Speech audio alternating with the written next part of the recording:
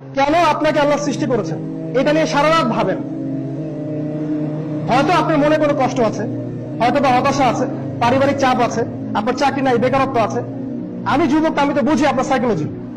আপনি ঠান্ডা মাথায় একটু দাঁড়ান, আপনি যে ছুটে চলছেন একটু একটু দাঁড়ান, রিল্যাক্স হন, রিল্যাক্স হয়ে ঠান্ডা মাথায় সারা রাত একটু ভাবেন যে আল্লাহ রাব্বুল আলামিন আপনাকে যে সৃষ্টি করেছেন, যদি আপনাকে আল্লাহ সৃষ্টি না করতেন তাহলে কি হতো?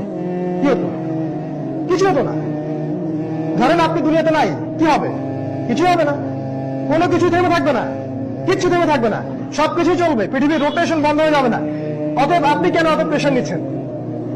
আপনাকে আল্লাহ সৃষ্টি করেছেন যৌবন কালটা আল্লাহর পথে ব্যয় করার জন্য। আর এখানে আপনি পরিপূর্ণ শান্তি খুঁজে পাবেন।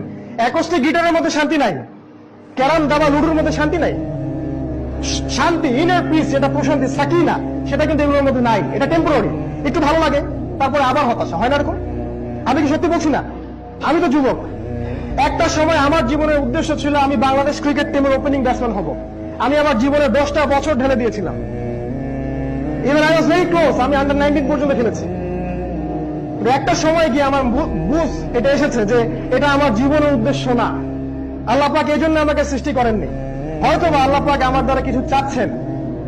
আল্লাহ আমাকে একটা সুযোগ দিয়েছে, একটা অপরচুনিটি, 30 বছর, 40 বছর বা 50 বছর। এর বেশি সময় হয়তো আপনি পাবেন না, এর বেশি সময় আমরা পাবো না। আমাদের বৃদ্ধদের মতো আমরা হয়তো বুড়ো হওয়ার সময় পাবো না। ওয়াল্লাহি এটা সত্যি বলছি। আর সামনে আমাদের ভয়ঙ্কর সময় আছে। যদি আপনি এখন সচেতন না হন, আপনার জীবনের উদ্দেশ্য ফিক্স করতে না পারেন, সমস্যা আছে। আমাদের যুবকদের প্রধান সমস্যা হচ্ছে তারা তাদের জীবনের উদ্দেশ্য ফিক্স করতে পারেনি। তারা আসলেই জানে না তারা কি চাচ্ছে। আপনি আমাকে বিশ্বাস করেন, তারা আসলেই জানে না তারা কি চাচ্ছে। একটা পর্যায়ে গিয়ে আপনার মনে হবে যেটা ভুল, ট্র্যাক ওয়াজ ভুল, রং ট্র্যাক, আপনার ভুল মনে হবে।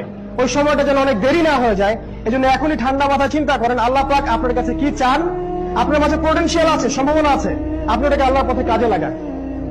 আমাদের পরিবারের পিতা মাতাদের কিছু সমস্যা আছে, একটু না বললেই না। তারা এতটাই বেশি তাদেরকে ইকোনমিক্যালি ফোর্স করে যে তারা বিপথে যেতে বাধ্য হয়।